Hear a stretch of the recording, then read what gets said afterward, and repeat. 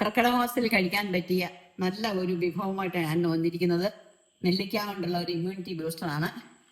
അതെങ്ങനെയാണ് തയ്യാറാക്കുന്നത് നമുക്ക് നോക്കാം. അതിനുവേണ്ടി ഇൻഗ്രീഡിയൻസ് ഞാനിവിടെ നെല്ലിക്ക സ്റ്റീമറിൽ വെച്ചൊന്ന് ആവി കയറ്റി മിക്സിയിലിട്ട് ചെറുതായിട്ടൊന്ന് ചതച്ച് വാരി എടുത്തിട്ടുണ്ട്.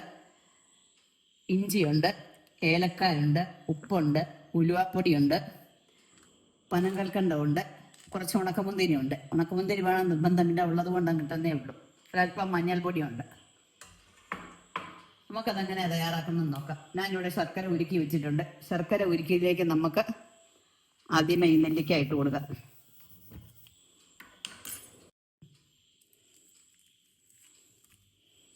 നെല്ലിക്ക സ്റ്റീമറിൽ വെച്ച് ആവി കയറ്റിയതാണ് ഇന്നലെ.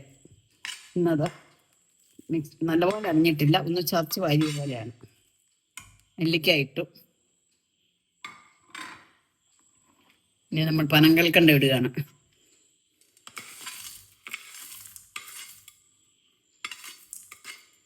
ആ കൂടെ തന്നെ മുന്തിരി ഇടുന്നു.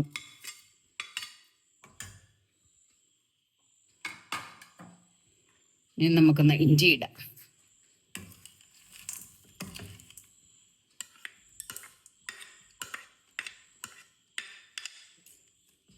ഇതൊന്ന് കുറച്ച് വറ്റി വരുമ്പോഴത്തേക്ക് നമുക്ക് മഞ്ഞൾപ്പൊടിയും ഉപ്പ്, ഉലുവാപ്പൊടി, ഏലക്കാപ്പൊടി എല്ലാം ചേർക്കാം.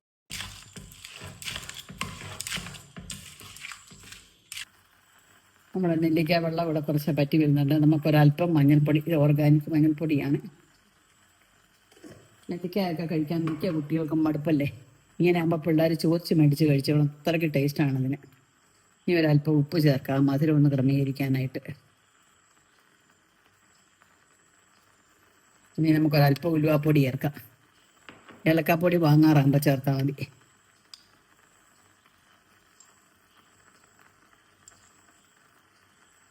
നമുക്ക് നന്നായിട്ട് ഇളക്കി കൊടുക്കാം. പിള്ളേർക്കും വലിയവർക്കും എല്ലാം ഇഷ്ടപ്പെടുന്ന ഒരു ഐറ്റമായത്. നമ്മുടെ നെല്ലിക്കയുടെ വെള്ളമൊക്കെ ഏകദേശം പറ്റി വന്നിട്ടുണ്ട്. നമുക്കിനിയും ഒരു 2 സ്പൂൺ ഏലക്കാപ്പൊടി ചേർക്കാം. ഏകദേശം ഒരു 15 മിനിറ്റോളം ഞാൻ ഇത് ഇളക്കിയുള്ളൂ. വളരെ പെട്ടെന്ന് തയ്യാറാക്കാവുന്ന ഒരു വിഭവമാണ്.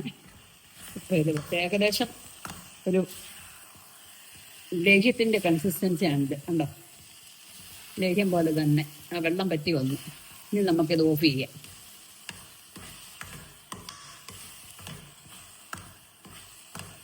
തീർച്ചയായും നിങ്ങളെല്ലാവരും ഒരു പ്രാവശ്യമെങ്കിലും ഇത് ട്രൈ ചെയ്യണം.